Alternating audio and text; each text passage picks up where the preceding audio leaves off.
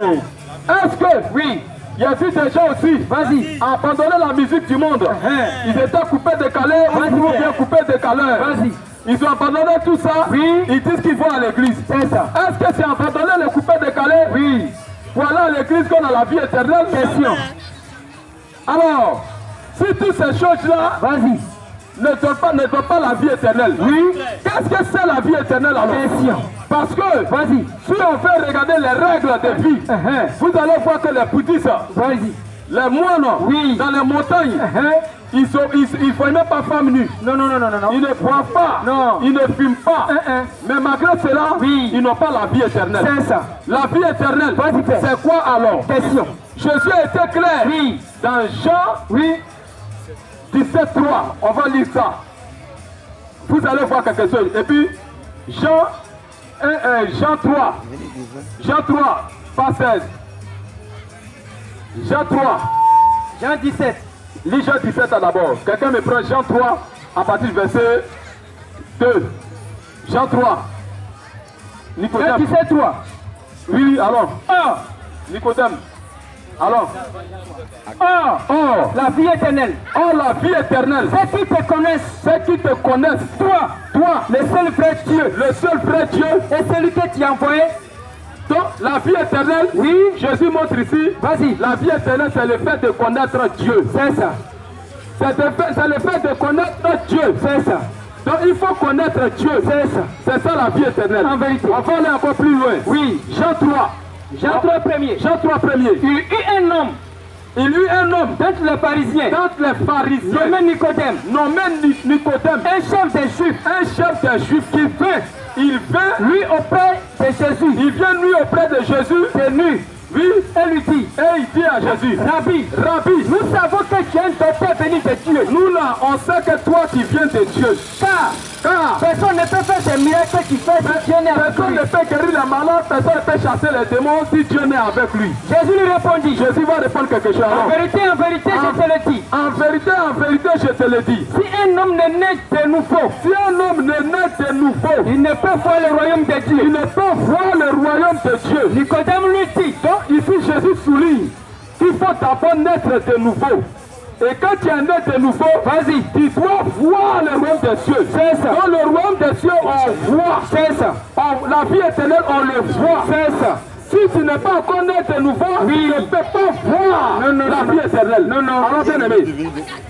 Nicodème lui dit, comment un homme peut-il naître quand il est vieux? Comment un homme peut-il naître quand il est vieux?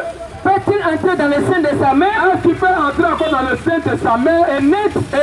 Jésus lui répondit. Jésus va répondre quoi?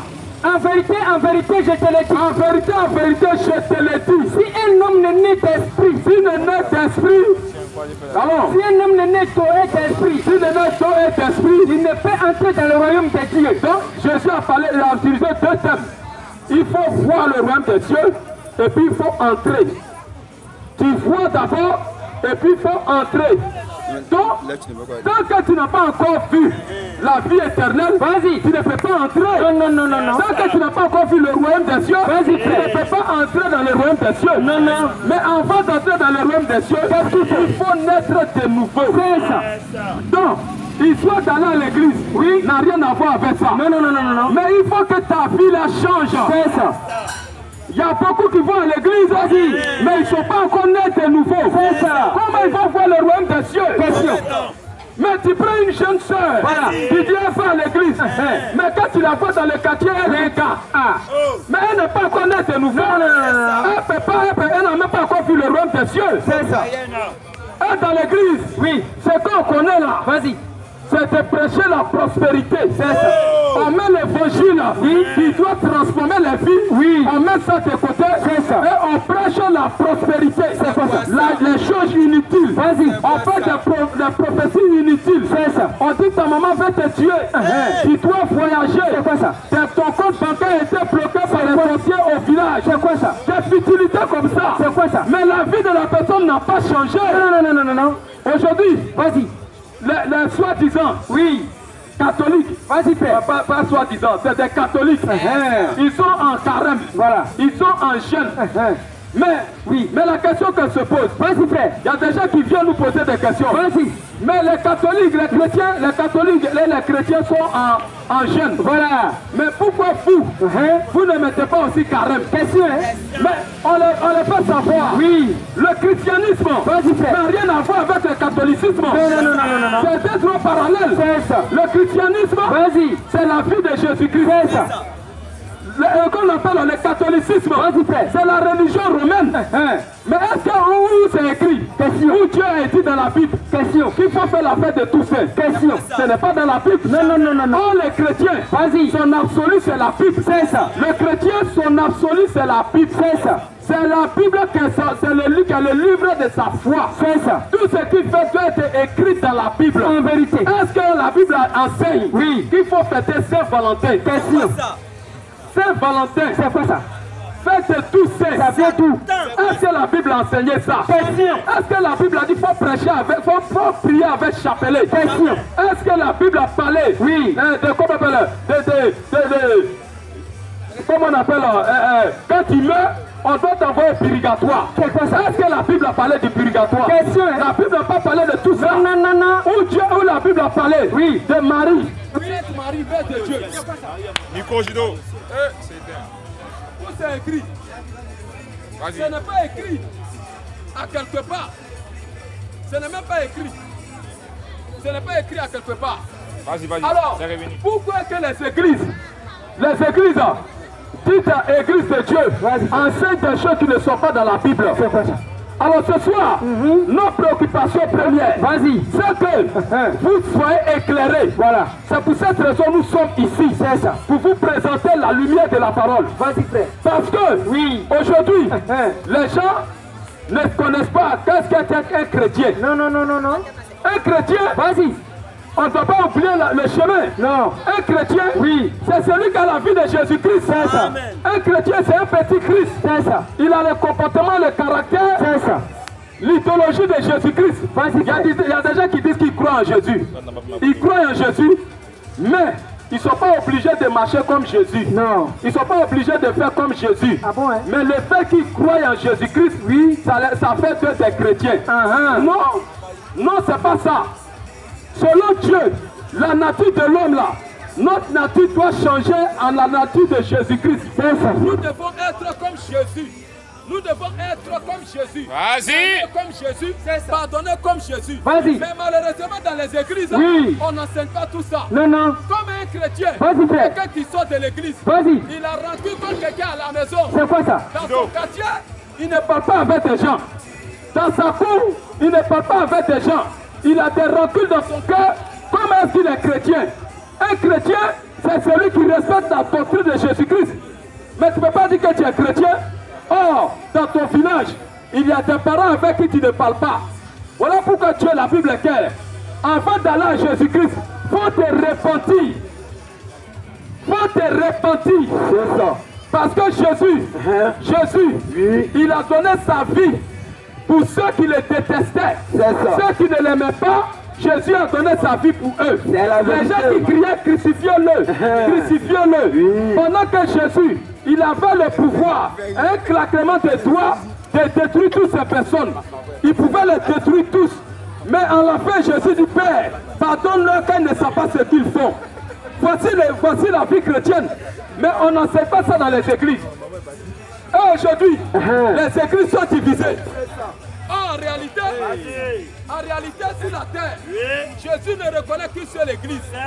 L'église, c'est Jésus qui a bâti son église. Je pense qu'il y a aussi des attaques. Nos appareils nous font défaut. C'est ça. Vas-y, Jésus-Christ. Jésus-Christ. Il a bâti une seule église. C'est ça. Quand Dieu jette ses regards sur la terre ici, il y a une seule église. C'est ça. Jésus n'a pas plusieurs églises. Jamais. Jésus n'a pas plusieurs églises. Jamais. Quand Jésus est venu sur la terre, il a bâti une seule église. C'est ça. Dieu n'est pas dans la division. Jamais. Dieu, il est dans l'union. C'est ça. Dieu unit les gens. Alléluia. Dieu ne divise pas les gens. Jamais. Quand il y a la division, division de quelque part, c'est que le diable est descendu. Dieu ne divise pas. Jamais. Mais pourquoi aujourd'hui il y a chrétien assemblée de Dieu? Pourquoi aujourd'hui il y a chrétien baptiste? Pourquoi il y a chrétien catholique? Pourquoi il y a chrétien protestant? Ça c'est quoi ça? Ça c'est la division. Dieu n'a rien à voir avec ça. Dieu n'a bâti qu'une seule église. Alors l'église que Dieu a bâtie, si tu ne te retrouves pas dans cette église, si tu veux t'appuyer, tu veux faut prêcher. Il faut guérir les malades. Le jour tu vas te trouver devant lui, il va te dire retire-toi de moi. C'est ça. Jamais connu. En d'autres termes, ton église que tu as bâtie là, c'est pas moi qui ai bâti. La preuve. Vous reconnaissez une église que ce n'est pas Jésus qui a bâti. Vous allez voir que la personne donne nom à son église. Il fait son église, il appelle ça montagne de feu. Il fait son église, il appelle ça vie profonde. Il fait son église, il appelle ça un temple de miracles. Il fait son église, il appelle, il donne des noms farfelus. C'est parce que les gens ont vu que dans le christianisme, tu peux utiliser la Bible pour manger. C'est ça. Tu peux utiliser la Bible pour avoir des comptes en banque. C'est ça. Alors les églises ont commencé à naître à la surface de la terre. C'est la vérité. Or, en réalité, il y a qu'une seule église. C'est correct, hein? Il n'y a qu'une seule église. Cette église-là, si tu n'es pas dedans, tu es foutu. C'est ça. Voilà pourquoi.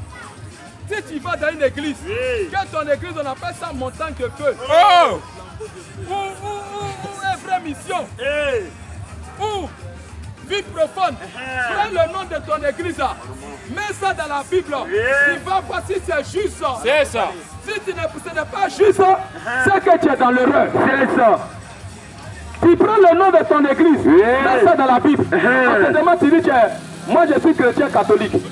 Mais il faut montrer, est-ce que Paul était chrétien catholique? Est-ce que Pierre était chrétien catholique? Est-ce que Thomas était chrétien catholique? Où c'est écrit baptiste dans la Bible? Où c'est écrit assemblée de Dieu dans la Bible? Où c'est écrit vraie mission dans la Bible? Nous tous, on doit nous reconnaître dans le nom des chrétiens simples. C'est fini. Chrétien, quand Jésus a bâti son église, la Bible dit que c'est Antioche que pour la première fois, tous ceux qui suivaient Jésus, on les appelait chrétiens. Alors ici à Abidjan, s'il y a des chrétiens, ils ont un lieu où ils se rassemblent. À Deauville, s'il y a des chrétiens, ils ont un lieu où ils se rassemblent. Voilà pourquoi quand vous lisez la Bible, les chrétiens, l'église du Seigneur Jésus-Christ qui se trouve à Corinthe, à Éphèse. Donc, ce sont des frères. Aujourd'hui, si je quitte ici, je vais à Deauville, je vais aller prier dans l'église de mes frères. Donc il n'y a pas chrétien assemblée de Dieu, chrétien baptiste. Tout ça là c'est une division. Est-ce que Dieu divise les gens? Si tu dis que tu es catholique, c'est que tu n'es pas d'accord avec les frères missions. Si tu dis que tu es catholique, c'est que tu n'es pas d'accord avec les protestants. Ah, c'est juste. Tu n'es pas d'accord. Voilà comment est-ce que Satan a réussi à berner tout le monde entier. C'est vrai. Satan, la Bible dit qu'il est rusé, il est intelligent. Parce qu'il sait que si vous donnez vos vies à Jésus, s'il rend facile le chemin d'aller au ciel là, vous allez aller tous au ciel facilement. Alors Satan est descendu, pendant que Jésus a bâti une église, lui il descend, il bâtit plusieurs églises. Dis-moi, tu vas faire comment pour aller au ciel? Il y a des gens qui chantent, qui dansent, qui prêchent, mais qui vont à l'enfer, ils vont aller à l'enfer quand même. Malgré leur prédication, lui est là. C'est pas parce que je prêche que je vais au ciel. Non, non, non, non, non. C'est pas ça. C'est pas parce que je tiens le micro et je suis en train de prêcher. Mais si je n'ai pas la révélation de la vraie église qui amène au ciel, je suis perdu. Voilà pourquoi Jésus a été clair. Cherchez premièrement le royaume des cieux. Si c'était facile à trouver, ou c'était à la portée de tout le monde, Jésus n'allait pas dit chercher. On cherche. C'est que la chose là, on ne la trouve pas comme ça. On ne la trouve pas comme ça. Dans la vraie église, il faut la chercher. Est-ce que c'est Assemblée de Dieu? Est-ce que c'est baptiste? Je vais vous montrer maintenant la vraie église. Ceux qui me suivent doivent bien me suivre. Je vais vous montrer maintenant où est située la véritable église du Seigneur Jésus-Christ. Vous devez suivre ça de près. Vous devez suivre ça de près. Remarquez quelque chose. Remarquez quelque chose que je vais vous montrer. Nous allons lire le livre de 1 Timothée. Écoutez bien, 1 Timothée 4. 1 Timothée 4, premier. Je vais vous montrer maintenant l'église, la véritable église du Seigneur Jésus-Christ. 1 Timothée 4. Déjà 1, 9. 1 Timothée 4, premier. Allons. Mais l'Esprit dit expressément, Voilà, l'Esprit dit expressément que dans les derniers temps, dans les derniers temps, quelques-uns abandonneront la foi quelques-uns abandonneront la foi pour s'attacher à des esprits séducteurs pour s'attacher à des esprits séducteurs et à des doctrines des démons. dont les démons aussi auront les Doctrine. Les démons auront aussi les doctrines. Dans la Bible, il y a des gens qui vont abandonner la parole pour s'attacher à des esprits séducteurs et à des doctrines des démons. C'est ça. Il y a des gens qui vont s'attacher à des doctrines des démons. C'est ça. Dans les doctrines des démons, est-ce que c'est les féticheurs qui vont prêcher ça? Question. Les doctrines des démons, est-ce que c'est les féticheurs qui vont prêcher ça? Question. Est-ce que c'est les marabouts qui vont prêcher ça? Question. On va voir alors. Par l'hypocrisie. Voilà, la Bible dit par l'hypocrisie. Des faux docteurs. Ah, c'est que c'est les pasteurs, les évangélistes, ceux qui prêchent à Dieu, qui vont prêcher les doctrines des démons. C'est ça. Maintenant, comment reconnaître une doctrine des démons? Question. Tu peux aller à l'église et puis tu te trouves dans une doctrine des démons, mais tu ne sais pas. C'est vrai. Parce qu'on dit nom de Jésus, tout toi tu te dis qu'il te trouve à l'église. Oh. Maintenant, il va situer la doctrine des démons dans c'est quoi? Alors, bien aimé. Par l'hypocrisie. Par l'hypocrisie. Des faux docteurs. Des faux docteurs. Dans la marque de la fraîchissure. Dans la marque de la paix 666. Dans leur propre conscience. Dans leur conscience. Prescrivant. Voilà, écoutez doctrine des démons. Prescrivant. De ne pas se marier. Ah, c'est dans quelle assemblée on dit que les hommes de Dieu ne doivent pas se marier? Catholiques. Merci mon frère, tu as répondu rapidement. Merci. Très rapidement. Ils vont prescrire de ne pas se marier. C'est ça. La suite. De s'abstenir.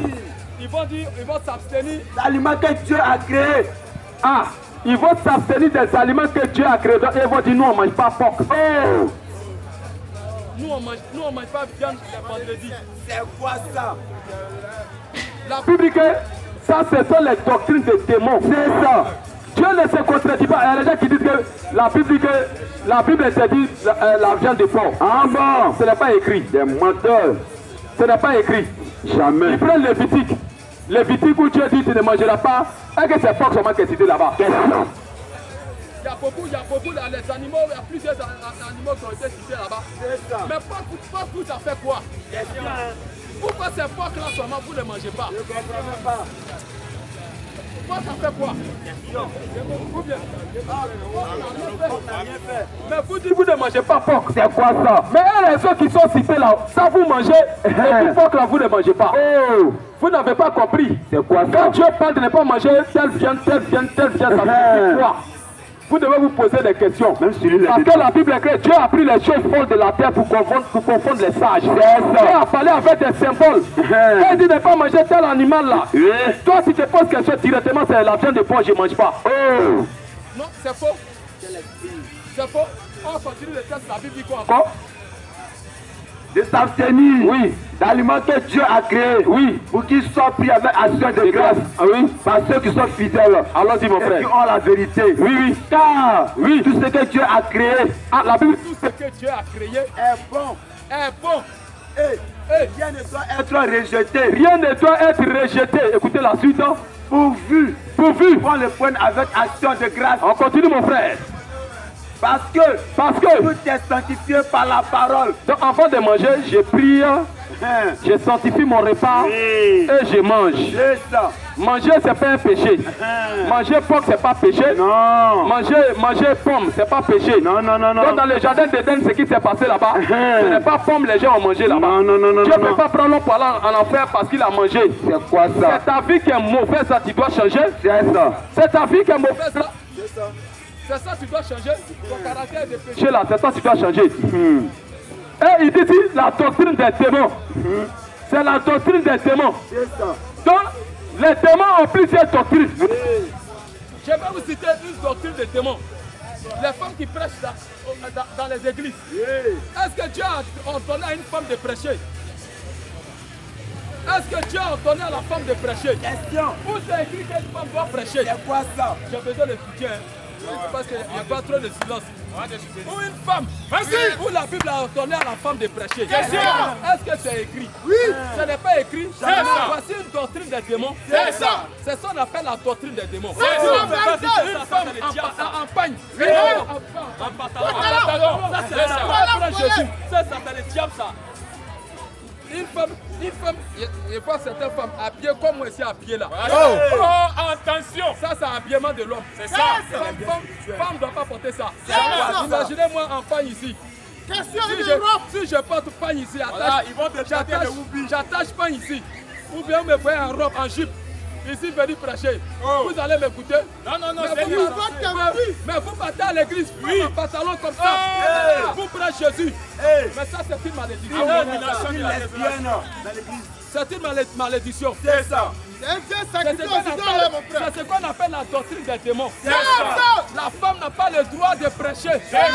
C'est écrit. Venez poser question. Venez poser question. La femme n'a pas le droit de prêcher. Et aujourd'hui, je vois des femmes. Souvent quand je suis dans la finance, que je viens ici, je vois des femmes qui sont en train de baptiser les gens dans l'eau là-bas. Ça c'est le diable, c'est Satan. Et en cycliste. La nudité d'une femme, c'est une malédiction. La nudité d'une femme, c'est une malédiction. C'est vraiment une malédiction de voir femmes en pantalon. C'est une malédiction de voir des femmes en pantalon et en culotte. C'est vraiment une malédiction. Mais aujourd'hui, ces femmes-là prêchent à l'église. Des femmes avec des faux ongles, des faux cils, des faux cils. Prêche à l'église. Crie Jésus. Il y a d'autres mêmes qui prêchent. D'autres mêmes prient. Jusqu'à les larmes coulent. Attention. L'âme de crocodile. Est-ce que ça c'est biblique? Ce n'est pas écrit. Maintenant où c'est écrit? Je vous donne les doctrines des démons. C'est ça. Où c'est écrit? Où c'est écrit? Il faut aller à l'école pour devenir pasteur. Il faut aller dans des instituts pastoraux. Ça, c'est la doctrine des démons. Payer les diplômes de 500 000, 200 000 pour aller apprendre Dieu dans le but d'aller prêcher Dieu. Ce n'est pas écrit. Mais où c'est écrit? Où c'est écrit qu'il faut prendre la communion, la Sainte Seine, en pleine journée, à 10h, à midi. On dit Sainte Seine, repas du soir. Mais on prend ça la journée. Mais les gens adorent Satan sans le savoir. Alors Satan, ce n'est pas quelqu'un qui a des cornes. Non. Regarde toi-même tes propres comportements. Regarde à ce que tu crois. Tu vas voir que tu adores Satan. Tu vas voir ça. Parce que Satan, c'est un esprit. On ne le voit pas. Un esprit mais religieux. Satan, c'est un esprit religieux. Il peut te faire croire que tu es sauvé. Or tu n'es pas sauvé. Tu n'es pas sauvé. Satan peut te dire, abandonne de boire, de fumer, de courir les jeunes filles, va à l'église. Mais il sait que toute église que tu t'en vas là, c'est une fausse église. La finalité, tu vas venir le trouver. Parce que c'est la doctrine des démons. Parce que tu es dans les doctrines des démons. Et tu adores les démons. Sans le savoir. En vérité. Où c'est écrit? Où c'est écrit qu'il faut baptiser au nom du Père, du Fils et du Saint-Esprit. Ce n'est pas dans la Bible. Est-ce que c'est écrit? Et le plus pire, c'est un faux baptême. Et le plus dangereux encore, avant de te faire baptiser, faire le faux baptême, on te dit qu'il faut aller à l'école. Il faut payer plus bleu. Il faut payer ton cahier. Il faut avoir sac à dos. Pour aller vraiment étudier pendant 3 mois, d'autres même 3 ans. Et après aller composer. Vous composez. On vous pose des questions. Si tu n'as pas pu répondre, on dit que tu n'es pas prêt pour te faire baptiser. La Bible dit que baptiser, c'est celui qui s'est repenti. C'est lui qui a décidé de donner d'eau à sa propre vie, à sa nature. C'est celui-là qu'il faut baptiser. Mais quelqu'un vient te voir, pasteur, qui a prêché ta prédication m'a touché. Question et réponse Je veux biblique. vraiment donner ma vie à Jésus. Vas-y. Et tu lui dis non. Tu lui dis non, viens payer 500 francs. Oh! Faut t'inscrire, c'est 2000. Ça, c'est un petit Et ticket. on va commencer à t'enseigner. Viens l'eau. Et on te prend pour aller te baptiser au nom du Père, du Fils et du Saint-Esprit. Il n'y a pas un baptême dans la Bible où on a baptisé quelqu'un au nom du Père, du Fils et du Un Saint-Esprit. baptême satanique. Le baptême, c'est au nom du Seigneur Jésus-Christ. C'est ça. Si tu n'as pas été baptisé au nom de Jésus-Christ, on t'a mouillé cadeau. C'est ça. C'est un baptême diabolique, C'est ça. satanique. Et tes péchés sont encore sur toi. C'est ça.